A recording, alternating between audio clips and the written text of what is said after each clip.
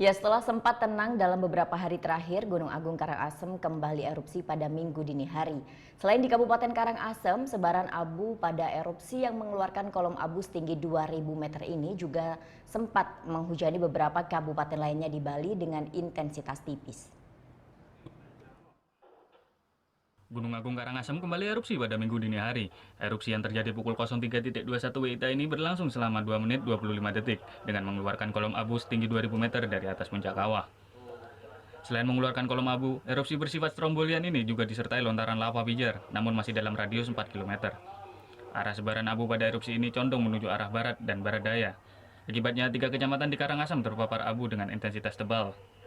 Selain di Kabupaten Karangasem, sebaran abu juga menghujani sejumlah wilayah di Kabupaten Kelungkung, Gianyar, serta Badung dengan intensitas tipis.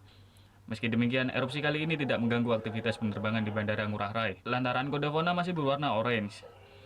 Menurut PVMBG, sistem Gunung Agung yang sudah terbuka menyebabkan potensi erupsi susulan dapat terjadi kapanpun.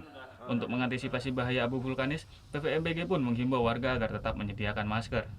Kalau sebaran abu semalam kan tinggi kolomnya 2000. Itu letus yang terjadi 30321 dini hari itu ke barat daya dan barat. Itu artinya ke daerah barat daya termasuk Renang juga kena, mungkin Kelungkung juga kena. Meski kembali erupsi, namun saat PVMBG masih merekomendasikan status Gunung Agung berada di level 3 atau siaga, dengan radius zona bahaya 4 km dari atas puncak kawah. Kade Martana melaporkan untuk NET.